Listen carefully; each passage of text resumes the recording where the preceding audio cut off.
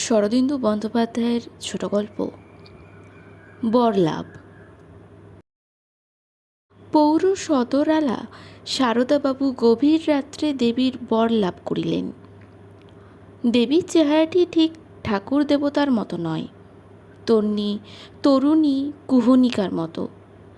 ফিক করিয়া হাসিয়া দেবী বলিলেন, বৎস, 24 ঘণ্টার জন্য তোমার মনোবাঞ্ছা পূর্ণ করিলাম।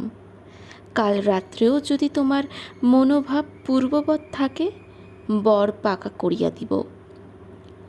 বলিয়া চটুল হাস্যময়ী দেবী অন্তর্হিতা হইলেন। ব্যাপারটা ওই শৈশবকাল হইতে সারদাবাবু ধর্মভীরু লোক। তাই ওকালতি হইতে মুন্সিবি এবং মুন্সিবি হইতে সদরালা পদবীতে উত্তীর্ণ হইয়াও তাহার ধর্মভীরুতা দূর হয় নাই। সুবিচার করিবার দুরন্ত বাসনা সর্বদাই তাহার অন্তরে জাগিয়া থাকিত। অথচ আদালতের সকল সাক্ষী এবং উকিলই যে ঘোর মিথ্যেবাদী, এ বিষয়েও তাহার মনে সংশয় ছিল না। তিনি ব্যথিত চিত্রে ভাবিতেন, আহা, মানুষের মুখ দেখিয়া যদি তাহার মনের কথা বুঝিতে পারিতাম। বুঝিবার চেষ্টাও তিনি বিলক্ষণ করিতেন। ফলে তাহার অধিকাংশ রায় আপিলে উল্টাইয়া যাইত। কিন্তু দীর্ঘকালের একান্ত বাসনা কখনো নিষ্ফল হয় না। নিদ্রাযোগে সারদাবাবু হঠাৎ দেবীর বর লাভ করিলেন। সেদিন শয্যা ত্যাগ করিয়া উঠিতে তাহার বিলম্ব হইল। ঘুম ভাঙিতে দেখিলেন, বাড়ির ঝি তাহার শয্যা পার্শ্বে টিপিয়ের উপর চায়ের পেয়ালা রাখিয়াছে। ঝিটি অনুতীর্ণ যৌবনা, বিধবা। সারদাবাবু চোখ মিলিয়া তাহার পানে চাহিতেই শুনিতে পাইলেন, সে বলিতেছে, বুড়ো মরার লজ্জাও নেই, 3 প্রহর বেলা অবধি খাটে গড়াগড়ি দিচ্ছেন, মরণ আর কি। সারদা এই ঝিটিকে অত্যন্ত স্নিগ্ধভাষিণী এবং নম্র প্রকৃতির বলিয়া জানিতেন। তিনি একবার স্তম্ভিত হইয়া গেলেন। তারপর ধরফর করিয়া উঠিয়া বলিলেন, কি বললে? ঝি বলিল, কিছু তো বলিনি বাবু, চা এনেছি। মিষ্ট হাসিয়া ঝি প্রস্থান করিল। সারদাবাবু ব্যথিত মুখে সেই দিকে তাকাইয়া রহিলেন। সংশয়াকুলচিত্রে চা পান করিতে করিতে তাহার স্মরণ হইল রাত্রে স্বপ্ন দেখিয়াছেন। সারদাবাবুর বুক দুরু দুরু করিয়া উঠিল। সারদাবাবুর সংসারে প্রথম পক্ষের একটি কন্যা এবং দ্বিতীয় পক্ষের একটি পত্নী থাকা সত্ত্বেও পরিপূর্ণ শান্তি বিরাজমান ছিল।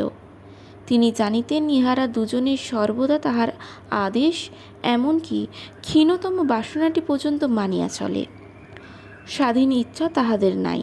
স্বাধীন ইচ্ছা প্রকাশ করিতে গেলেই তিনি তৎক্ষণাৎ তাহা দমন করিতেন। ফলে একটিমাত্র কর্তার দ্বারা শাসিত হইয়া সংসারতন্ত্র হিটলারের জার্মানি বা মুসোলিনির ইটালির মতো নিরঙ্কুশ হইয়া পড়িয়াছিল। যা হোক, সারদাবাবু নিজের আফিস ঘরে গিয়া কাজ করিতে আরম্ভ করিয়া দিলেন। মনটা আশা আকাঙ্ক্ষার মাঝখানে দোল খাইতে লাগিল। একটি তরুণ বয়স্ক মুন্সেফ তাহার সহিত দেখা করিতে আসিল। সে প্রায়ই আসে। প্রবীণ হাকিমের নিকট শিক্ষালাভ করিবার জন্য তাহার প্রবল আগ্রহ। বড় ভালো ছেলে। সারদাবাবু হৃষ্টচিত্তে তাহাকে হাকিমের কর্তব্য সম্বন্ধে নানাবিধ উপদেশ দিয়া থাকেন। মুন্সেফ আসিয়াই তিনি সহস্যে কলম রাখিয়া বলিলেন, এসো হে সুবোধ, একটা রায় লিখেছি, তোমার দেখা উচিত, অনেক শিখতে পারবে। সুবোধ বিনীতভাবে বলিল, আজ্ঞে, সেজন্যই তো সকালবেলা এসেছি, দিন। সারদাবাবু রায় দিতে দিতে শুনিতে পাইলেন, সুবোধ বলিতেছে, কচু রায় লিখেছে, পেটে বোমা মারলে তো 1 লাইন নির্ভুল ইংরেজি বেরোয় না। অভিভূত সারদাবাবু শুনিতে লাগিলেন। গভীর মন সংযোগে তাহার রায় পড়িতে পড়িতে সুবোধ বলিতেছে, বুড়ো শালিকের ঘাড়েরও। রায়ের মধ্যে আবার রসিকতাও আছে। দ্বিতীয় পক্ষ কি না রস একেবারে উথলে পড়ছে। বেশি দূর যেতে হবে না, জজ সাহেবই রায়ের পিণ্ডি চটকে ছেড়ে দেবে। চমৎকার! এখানটা কি পাওয়ারফুল আর্গুমেন্ট। মেয়েটা তো আজ এখনও আসছে না। রোজই ছলজুতো করে ঘরে ঢুকে পড়ে, আর আমাকে দেখেই জিভ কেটে পালায়। যেন কতই লজ্জা। হুম, শিকারি মেয়ে। বুড়ো কিন্তু আচ্ছা বেরসিক, নিজে দ্বিতীয় পক্ষ নিয়ে ফুর্তিতে আছে। এদিকে মেয়ের যে বুক ফাটছে সেদিকে নজর নেই। আমার সঙ্গে ইন্ট্রোডিউস করিয়ে দিলেও তো পারে। সারদাবাবু শিহরিয়া কানে আঙুল দিলেন, কিন্তু তাহাতে কোনো ফল হইল না। সুবোধের স্বউক্তি তাহার কানে পৌঁছিতে লাগিল। তিনি তখন ঘাড় গুঁজিয়া প্রবল বেগে রায় লিখিতে আরম্ভ করিলেন। যথাসময়ে মেয়ে চুলের বিরুনি খুলিতে খুলিতে ঘরে প্রবেশপূর্বক সুবোধকে দেখিয়া জিভ কাটিয়া দ্রুত পলায়ন করিল। সারদাবাবু চোখে অন্ধকার দেখিতে লাগিলেন। সেদিন আহারে বসিয়া সারদাবাবু করুণ নয়নে স্ত্রীর মুখের দিকে চাহিলেন। স্ত্রী বলিলেন, হ্যাঁ গা, আজকে শরীর ভালো নেই, মুখখানা শুকনো শুকনো দেখাচ্ছে। আজ না হয় কোর্টে গিয়ে কাজ নেই বলিয়া উদ্বিগ্ন মুখে তাহার পানে তাকাইয়া রহিলেন। সারদাবাবু স্ত্রীর কণ্ঠস্বর শুনিতে লাগিলেন। জজ সাহেব নিশ্চয়ই হুড়ো দিয়েছে, তাই মন খারাপ। ভালোই হয়েছে, বাইরে গুঁতো না খেলে পুরুষ মানুষ ঘরের লোকের কথায় কান দেয় না। আজই সন্ধ্যাবেলা মাইসর জর্জেট শাড়ির কথাটা তুলব। সোজাসুজি তুললে হবে না, তাহলেই উল্টো রাস্তা ধরবে। ছেঁড়া কাপড়খানা পরে সামনে ঘোরাঘুরি করব। চোখে পড়লেই জিজ্ঞাসা করবে, তখন বেশ গুছিয়ে কথাটা পারতে হবে।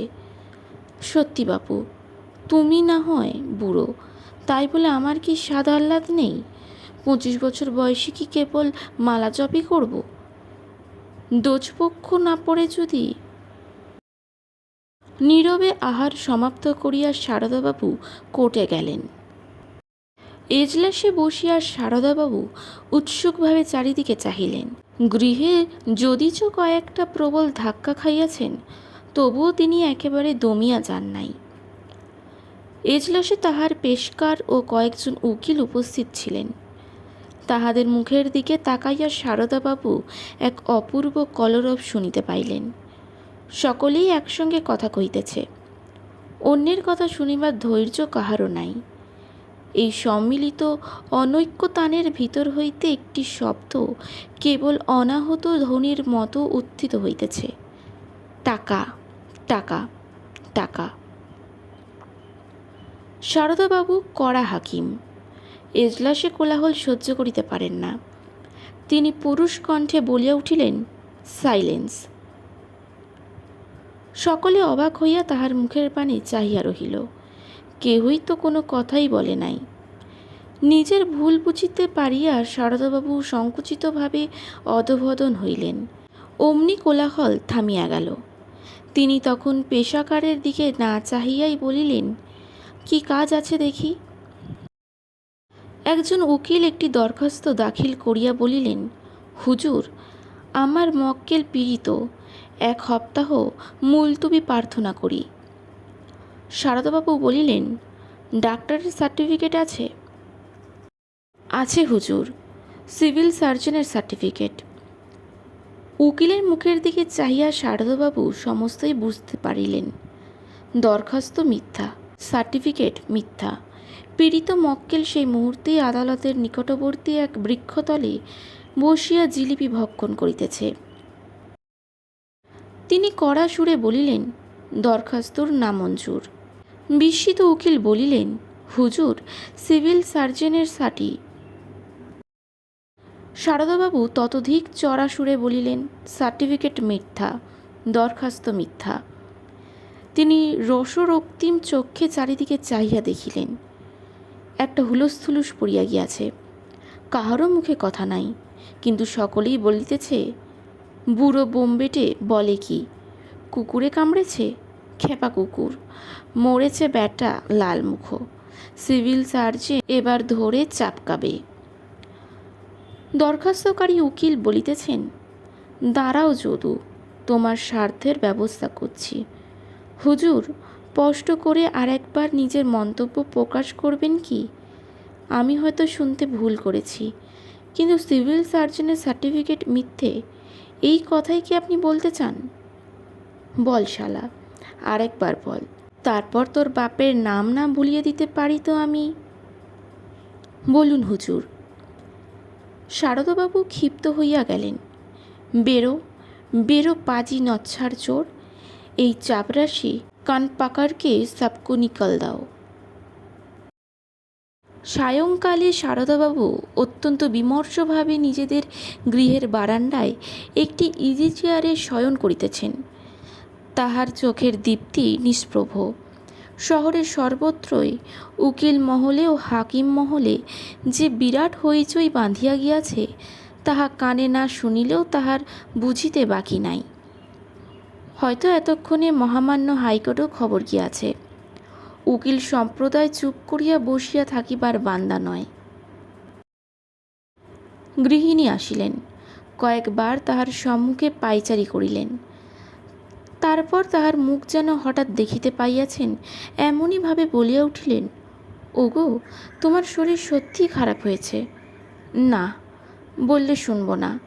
খেটে খেটে যে কালি হয়ে গেলে, এ বয়সে এত পরিশ্রম সহ্য হবে কেন? আমি বলি, ছুটি তো পাওনা হয়েছে, ছুটির দরখাস্ত দাও, কিছুদিন পুরীতে না হয়। কাপড়খানা কি এখনও চোখে পড়ছে না? শরীর আগে, তারপর চাকরি। শারদাবাবু গুম হইয়া বসিয়া রহিলেন, কোনো কথাই বলিলেন না। মনে মনে অসন্তুষ্ট হইয়া গৃহিণী প্রস্থান করিবার পর কন্যা আসিল। হাসি হাসি মুখ, চোখে চপল দৃষ্টি।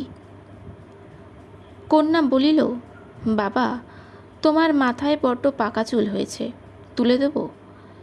কন্যাটি শারদাবাবুর বড় ভালোবাসিতেন, তাই চোখ তুলিয়া তাহার মুখের পানে চাহিতে পারিলেন না। সেখানে কোনো কালসর্প লুকাইয়া আছে কে জানে। সপ্তদর্শ বর্ষিয়া অনুরা কন্যা। শারদাবাবু চক্ষু মুদিত করিয়া রহিলেন। বাহিরে পদশব্দ শোনা গেল। মুন্সেফ সুবোধ আসিতেছে। কন্যা বোধহয় পিতার পাকা চুল তুলিতে এত তন্ময় যে তাহার পদধ্বনি শুনিতে পাইল না। সুবোধ আসিয়া বারান্দার সম্মুখে দাঁড়াইল। সুবোধ শৌখিন যুবক, হাতে ঘড়ি। শারদাবাবু দেখিলেন, সে সসম্ভ্রমের চক্ষে তাহার মেয়ে পানে তাকাইয়া আছে। কিন্তু শারদাবাবু তাহার মনটাও পরিষ্কার দেখিতে পাইলেন। তাহার মাথার মধ্যে একটা শিরা যেন হঠাৎ ছিঁড়িয়া গেল। তিনি উঠিয়া সুবোধের উপর লাফাইয়া পড়িলেন। তাহাকে এলোপাথারি লাথি কিল চর মারিতে মারিতে ফেনায়িত মুখে বলিতে লাগিলেন, শুয়োর, কুকুর, পাঁঠা।